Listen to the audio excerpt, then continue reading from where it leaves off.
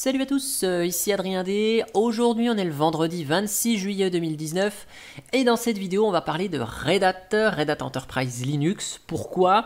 Parce que souvent on me pose la question par message privé, sur Telegram et encore ce matin par mail. Comment ça fonctionne Red Hat Enterprise Linux? C'est gratuit? Comment ça marche les mises à jour? Ça coûte combien? Donc là je vais vous faire une petite vidéo qui ne va pas vous présenter vraiment le fonctionnement, on va dire. Je ne vais pas vous présenter le fonctionnement de la distribution, quelle version de LibreOffice, quelle version du noyau il y a, mais plutôt comment fonctionne ce qu'il y a autour de la distribution. Donc Red Hat Enterprise Linux, c'est souvent abrégé RHEL, hein, ça vous le voyez sur Wikipédia.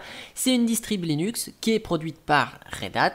Elle est vraiment orientée marché commercial, serveur d'entreprise, sachant qu'il existe une version dite Workstation, donc c'est-à-dire une version, on va dire, communément appelée desktop. Pour les distributions Linux communautaires, hein, les Ubuntu, tout ça, on parle de desktop. Donc chez Red Hat, c'est Workstation, donc avec l'environnement de bureau GNOME et des applicatifs graphiques. Donc le support chez Red Hat, c'est 7 à 10 ans. Voire 13 ans si on sort le chéquier ici. Red Hat, c'est aussi des certifications. Hein, vous pouvez passer des certifications. Ainsi, c'est Red Hat qui dit, voilà, monsieur machin est capable de faire ça sur nos systèmes Red Hat.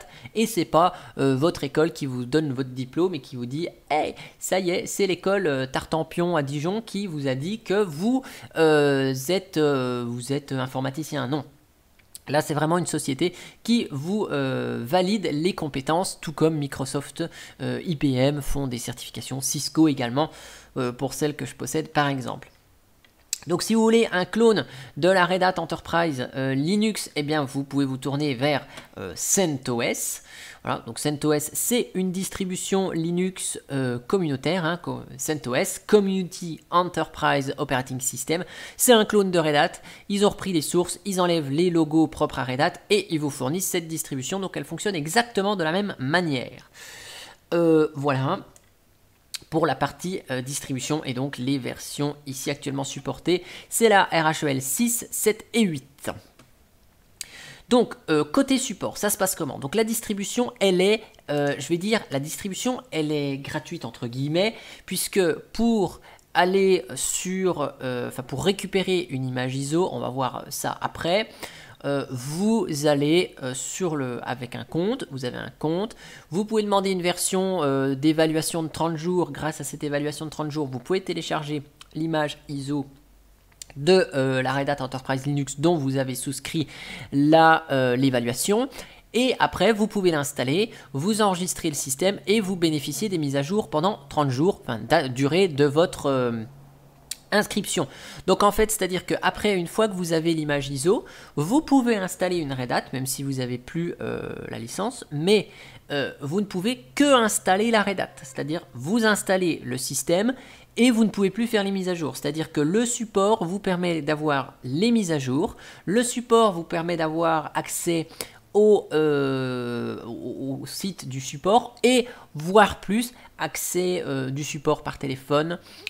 On verra ça juste après.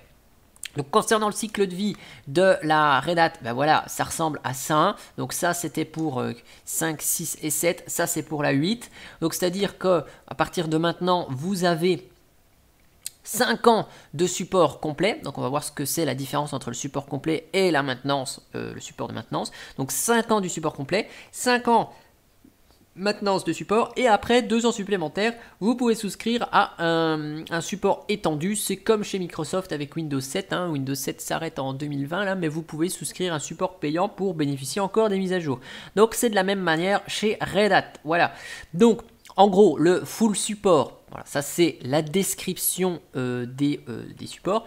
Donc c'est à dire que le support complet, vous avez accès au portail Red Hat, vous avez accès au self-support, donc c'est-à-dire aux informations qui sont sur le site de Red Hat avec les différentes solutions apportées. Vous avez un support technique illimité, vous avez accès aux security, aux errata, on verra ça juste après, aux bugs. Vous avez, donc là, il y a des versions mineures qui sont développées. Donc les versions mineures, c'est ça, hop, je descends à ce graphique-là, c'est-à-dire c'est-à-dire que tous les 6 mois, vous avez une version mineure. C'est comme Debian, hein, vous avez un 8.0, 8.1, 8.2, vous migrez d'une version à l'autre avec un simple yum update en faisant les mises à jour, c'est tout à fait transparent. Hop, je reviens ici. Vous avez je vais dire, du support matériel qui peut être ajouté. Vous avez du logiciel qui peut être mis à jour. Donc voilà, nouvelle version de GNOME par exemple. Ça, on va l'avoir dans le support complet. Après la maintenance support, vous voyez là, il n'y a plus de nouvelles fonctionnalités dans les logiciels. Et puis, plus on avance dans le temps, moins il y a de choses qui sont supportées. Par contre, tout ce qui va être le support technique, ce sera bon. En tout cas, jusqu'ici. Après, le support étendu, ce sera vraiment limité à certaines catégories. Vous avez toujours accès au self-support, c'est évident.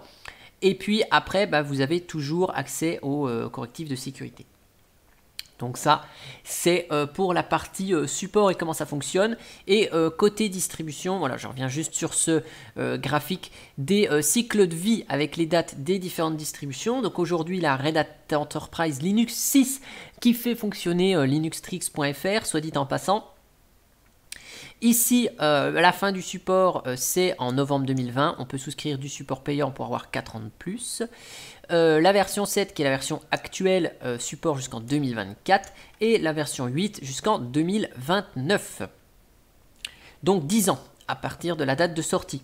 Sachant que, petite parenthèse, pour ceux qui utilisent CentOS, CentOS arrête à cette étape-là le support et les mises à jour, hein, c'est-à-dire qu'ils ne font plus de support dans la partie support étendu. Voilà.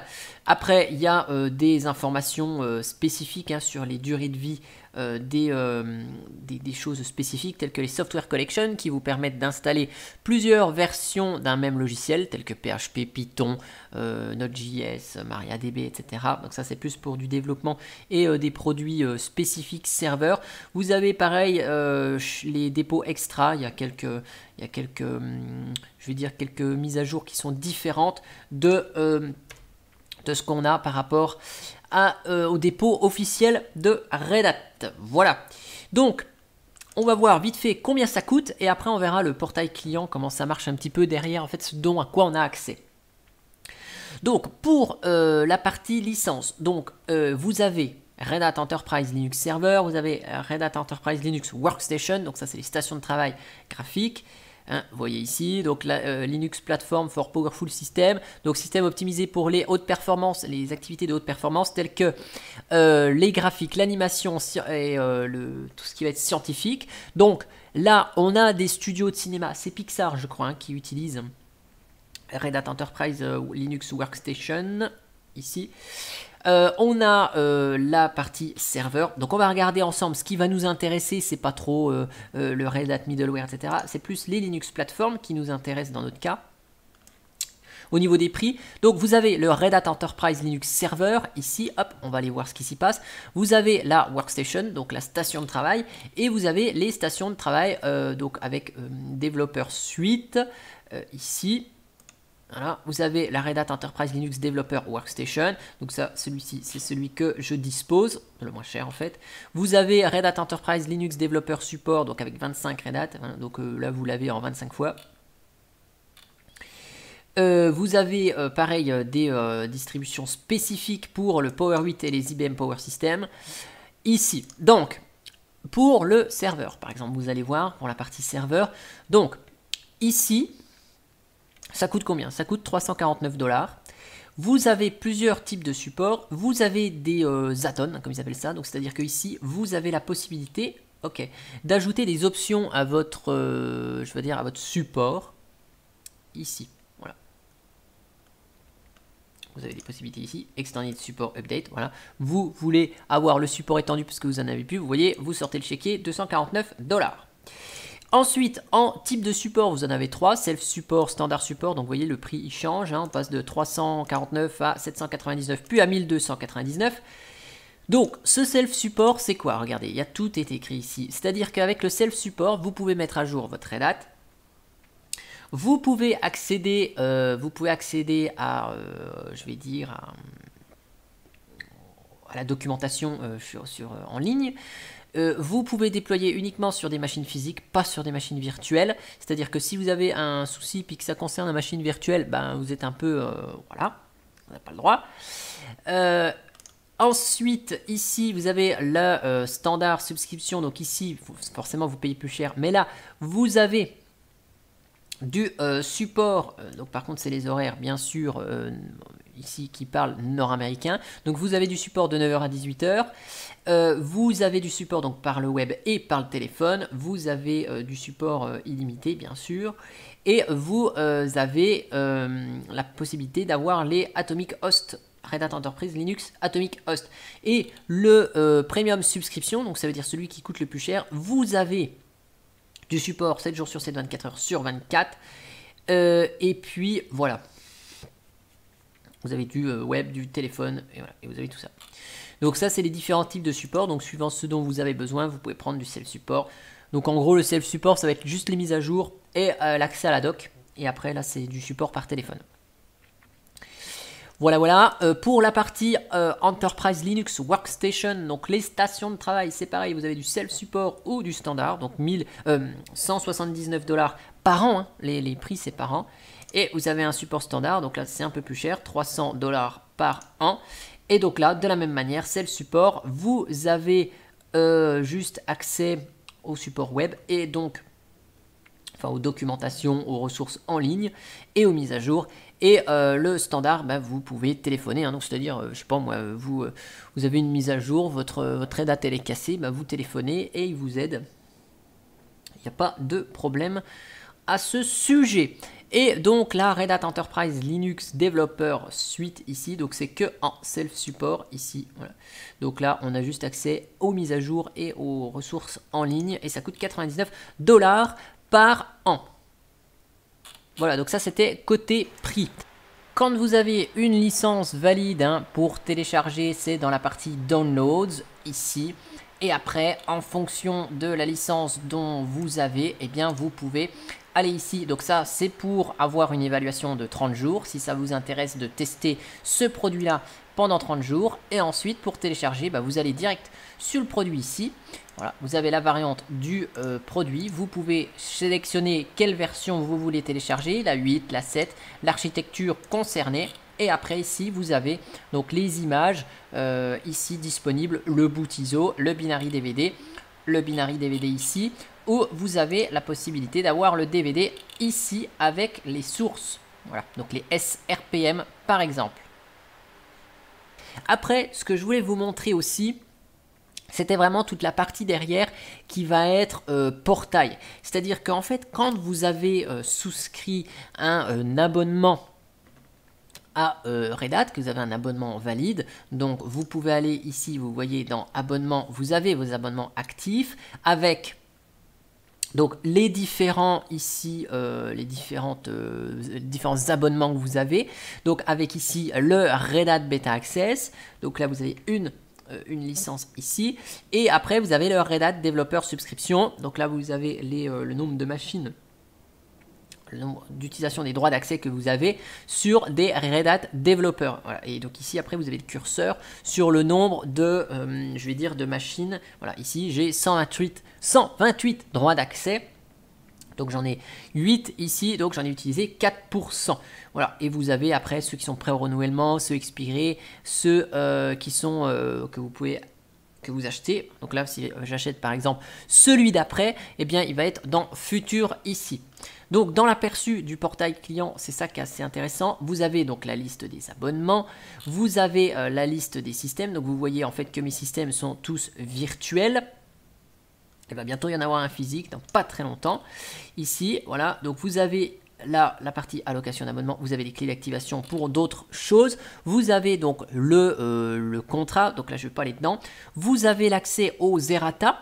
Donc ça c'est assez intéressant puisque quand on va dans la partie errata, si vous voulez, hop, voilà, vous avez là donc la liste des errata. Donc ça, la licence, ça permet d'avoir par exemple des infos. Ici par exemple Critical Security Update for Firefox. Donc là on peut aller se renseigner sur cette alerte critique et on voit donc le type de gravité. Hop, voilà, on a les infos. Donc, hop, solution, appliquer cette mise à jour. Cette mise à jour concerne tout ça. Les CVE concernés. Donc ici, on a vraiment toutes les informations sur le correctif de sécurité en question. Et ici, vous avez nombre de systèmes affectés. Ça veut dire que là, sur les 5 systèmes que j'ai, il y en a 3 qui sont affectés parce qu'il y en a 3 qui ne sont pas mis à jour. Donc là, je sais que je peux mettre j'ai 3 systèmes qui sont vulnérables. Et en fait, ici, hop, voilà, donc ce sont 3 systèmes qui sont jamais allumés. Mais ici, on voit les systèmes affectés. Après, on peut les trier. Juste amélioration de produit. Donc là, c'est juste une amélioration, voilà, correction de bugs sur Anaconda, qui est l'outil d'installation, correction sur les microcodes. Ensuite, on a des améliorations. Donc là, voilà, amélioration sur les produits et alerte de sécurité. Donc, c'est-à-dire que quand vous êtes dans la deuxième partie du support, ça, vous en avez plus. Ça, vous en avez encore, et ça, vous en avez encore. Et quand on est dans la troisième partie du support, ça, on n'a plus, ça, on n'a plus, et on n'a que ça. Voilà. Donc ça, je ne vais pas vous montrer. Aperçu, utilisation abonnement, actif, je vais regarder ce qu'il y a là-dedans. Hop. Voilà. Donc là, dans les abonnements, vous voyez ici donc vos différents abonnements avec les différents systèmes ici. Donc là, il y a les numéros des contrats ou pas d'ailleurs. Donc ici, vous avez le Red Hat Developer Subscription. Donc là, c'est mes machines. Donc c'est les numéros des machines qui sont, je vais dire, qui sont renseignées, qui sont activées. Ici, avec donc, le nombre, la date de début du support et la date de fin du support. Voilà. Donc là, support pour 1 an. Parce qu'on l'a vu tout à l'heure, le support, quand il est acheté, c'est pour 1 an. Et après, ici, on a l'accès donc à la bêta. Et donc, pareil, hein, les bêta access, c'est ici. Donc, je vous montre juste pour terminer cette vidéo que, en fait, ça vous permet quoi? Donc, dans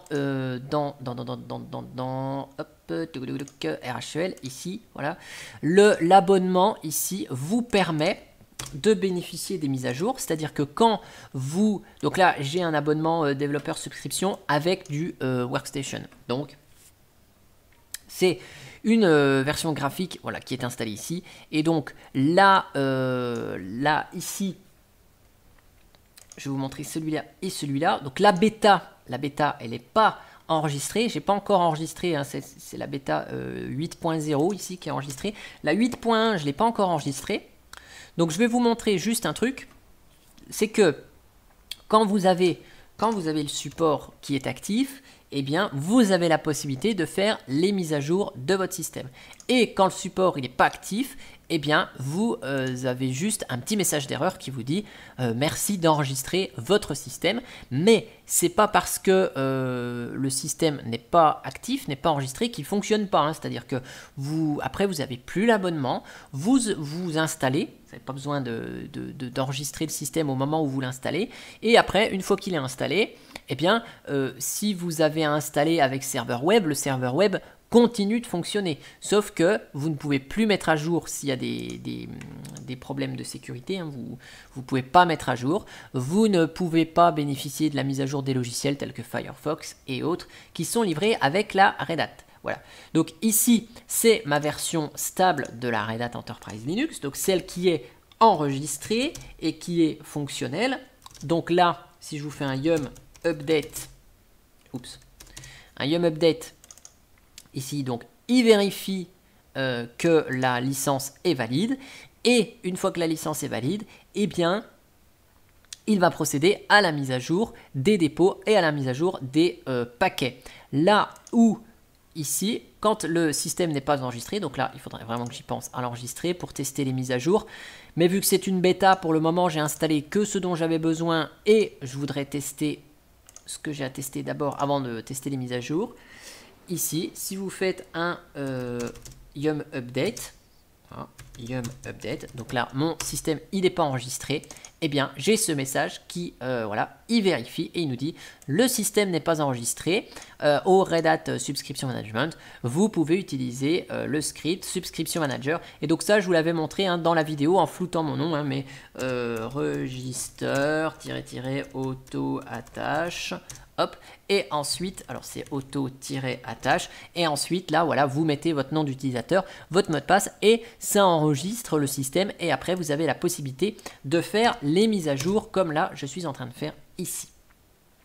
Voilà, et bien en tout cas j'espère que cette petite vidéo sur la Red Hat Enterprise Linux, sur son fonctionnement, le portail client derrière, vous aura plu, vous aura permis de découvrir qu'en fait certes, c'est une distribution Linux qui est payante, les mises à jour sont payantes, mais derrière, il y a énormément de fonctionnalités, c'est-à-dire qu'avec CentOS qui est le clone libre hein, et gratuit communautaire de la Red Hat, eh bien, vous n'avez pas l'accès à ces types d'abonnements, vous n'avez pas la liste des errata disponibles, des correctifs de sécurité, voilà, il va falloir aller chercher sur les différents sites, faire les mises à jour de ces systèmes. Là, au moins, tout est centralisé et c'est l'avantage de la console Red Hat qui est là derrière. Voilà.